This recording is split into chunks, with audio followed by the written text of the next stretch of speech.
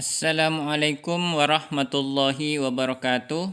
Materi kali ini adalah Sunan Ampel, Sejarah Kebudayaan Islam kelas 6, Madrasah Ibtidaiyah Swasta Al-Madinah Fathul Ulum, Wangkal Kalipuro, Banyuwangi.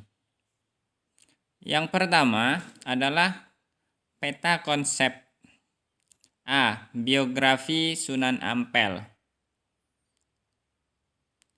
Yang pertama adalah silsilah. Yang kedua adalah kedatangannya di Pulau Jawa. Yang berikutnya adalah pernikahan. Kita bahas dari biografi.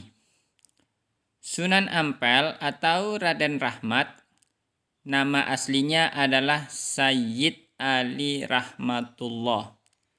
Lahir sekitar tahun 1401 di Champa atau yang dikenal dengan Kamboja. Wafat 1481 di Kesultanan Demak. Sedangkan ayahnya bernama Syekh Ibrahim As-Samarkandi, ulama besar dari Asia Tenggara. Sedangkan ibunya adalah putri raja negeri Champa atau Kamboja. Untuk selanjutnya adalah silsilah.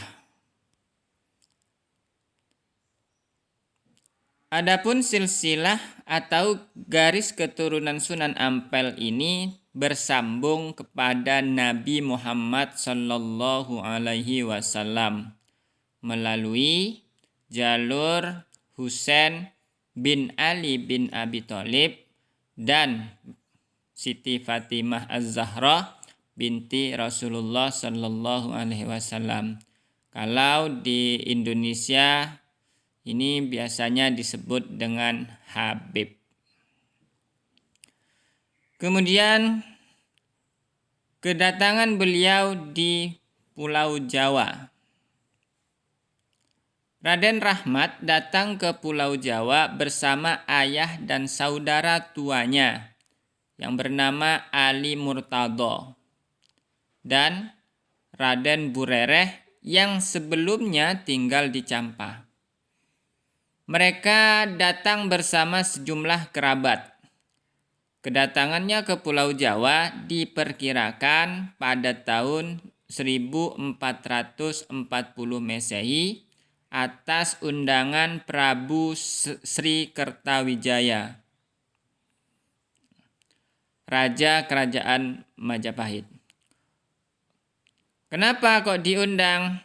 Dengan tujuan untuk memperbaiki perilaku masyarakat Majapahit yang konon saat itu mengalami kemunduran dan kemerosotan moral. Kedatangan rombongan ke Majapahit juga dikarenakan adanya hubungan keluarga antara ibunya dan istri Sri Prabu Kertawijaya, Dewi Darawati yang berasal dari Champa. Kemudian tentang pernikahan. Setelah beberapa lama, Raden Rahmat menikah dengan Nyai Ageng Manila, Putri Tumenggung Aryateja, Bupati Tuban, yang juga cucu Arya Lembusora. Siapa Arya Lembusora? Adalah Raja Surabaya yang beragama Muslim. Dari pernikahannya lahir anak dan cucu yang menjadi generasi penerus dakwahnya dalam menyebarkan agama Islam. Begitu pula hubungan kekerabatannya dengan penguasa Surabaya, Arya Lembusora. Pada gilirannya membawa Raden Rahmat menjadi bupati, penguasa di Surabaya. Kedudukan ini memberikan peluang bagi beliau untuk melakukan penyebaran Islam secara leluasa dan merintis pembangunan kota Surabaya.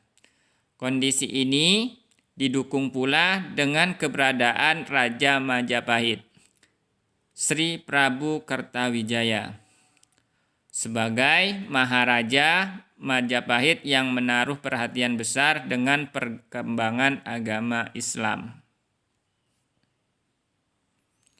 Sekarang yang kedua, peran dalam perkembangan Islam di Indonesia. Yang pertama, dakwah melalui jaringan kekerabatan. Yang kedua, tradisi. Yang ketiga adalah pendidikan. Dalam mengembangkan agama Islam, Sunan Ampel punya peran penting dalam membentuk jaringan kekerabatan melalui perkawinan para penyebar Islam dengan putri-putri penguasa Kerajaan Majapahit. Strategi ini yang menjadikan Islam lambat laun semakin kuat dan mendapatkan dukungan para penguasa. Sebagaimana Rasulullah SAW menguatkan Islam lewat pernikahannya dengan istri-istri beliau yang berlatar belakang dari berbagai suku dan agama. Raden Rahmat menikahkan Raden Usen dengan putri Aryabari bin Adipati Madura. Syekh Waliul Islam menikah dengan putri Retno Sambodi, anak penguasa Pasuruan. Syekh Maulana Gharib dinikahkan dengan Niken Sundari, putri Patih Majapahit bernama Mahodara. Putri Sunan Ampel, adik Mas Murtosiah, dinikahkan dengan santrinya Raden Paku atau dikenal dengan Sunan Giri. Begitu pula putrinya Mas Martosimah dinikahkan dengan Raden Patah yang menjadi Adipati Demak. Kemudian perubahan tradisi.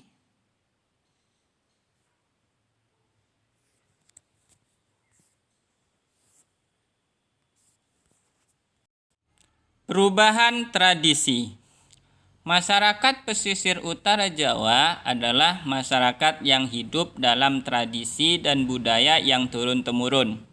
Dalam dakwahnya, Sunan Ampel membawa ajaran Islam yang disampaikan dengan cara-cara damai, moderat, toleran, dan menyesuaikan tradisi masyarakat yang telah ada mengandung nilai-nilai agama Islam. Sebelum kedatangan para penyiar Islam, orang-orang Majapahit mengenal upacara peringatan terhadap orang mati yang disebut dengan serada.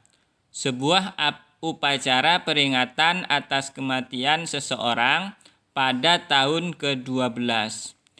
Setelah kedatangan penyiar Islam Campa yang dipelopori Sunan Ampel, penduduk Majapahit mulai memperingati tradisi kenduri dan memperingati kematian seseorang pada hari ketiga, ke-7, ke-40, dan ke-100, kemudian ke-1000. Dalam prakteknya, masyarakat berkumpul mendatangi keluarga yang ditinggal.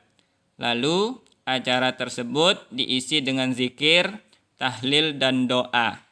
Tradisi keagamaan ini bukanlah berasal dari ajaran Hindu-Buddha, tetapi merupakan tradisi keagamaan Muslim Campa yang dikenalkan Sunan Ampel.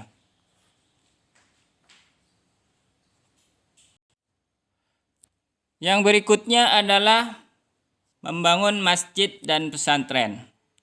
Masjid Ampel merupakan bangunan tempat ibadah yang menyimpan nilai sejarah.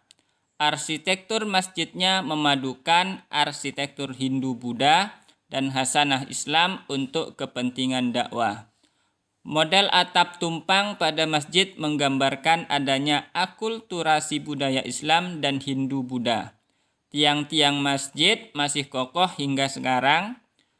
Selain membangun masjid, Sunan Ampel juga membangun pesantren, tempat mengajarkan murid-muridnya membaca Al-Quran, syariat, dan tasawuf. Di tempat ini pula, ia mengkader para santri-santri dan akan melanjutkan dakwah Islam. Di antaranya Sunan Giri, Raden Patah, Raden Husein, Sunan Bonang, Sunan Derajat, dan tokoh-tokoh lainnya. Selanjutnya adalah sikap positif. Dalam usaha menyebarkan dan mengembangkan dakwah Islam di Indonesia, Sunan Ampel patut menjadi teladan dalam sikap positif yang ditunjukkan. Di antaranya, 1. Berdakwah dengan santun, penuh kearifan, dengan tanpa caci maki terhadap pendapat dan agama lain. Kisah teladan menarik ketika Sunan Ampel mengajak Prabu Brawijaya untuk memeluk agama Islam. Meskipun akhirnya tidak memeluk agama Islam, namun ia terkesan dengan ajaran agama Islam sebagai ajaran budi pekerti yang mulia. 2. Toleran dan selalu menjalin hubungan baik dengan semua kalangan. Menghadapi kebudayaan Jawa dan Nusantara yang sudah cukup lama, yang masih kental dengan tradisi Hindu-Buddha dan agama Kapitayan atau agama asli nenek moyang orang-orang Nusantara. Sunan Ampel secara perlahan melakukan perubahan tradisi, menggelar kegiatan-kegiatan yang bernilai Islami. Yang ketiga adalah sebagai sosok pemimpin yang merangkul tanpa memandang kasta dan jabatan. Yang keempat, seorang guru yang mendidik dengan penuh keikhlasan dalam menyampaikan ilmu kepada murid-muridnya sehingga lahir generasi penyebar Islam ke Pulau Nusantara. Ajaran yang banyak dikenal adalah falsafah limo atau tidak melakukan 5 hal. Ya, yang pertama, moh main atau tidak berjudi, moh ngombe atau tidak mabuk-mabukan, moh maling atau tidak mencuri, moh madat atau tidak menghisap candu, dan moh madon artinya tidak berzina. Sekian, terima kasih. Semoga bermanfaat. Wassalamualaikum warahmatullahi wabarakatuh.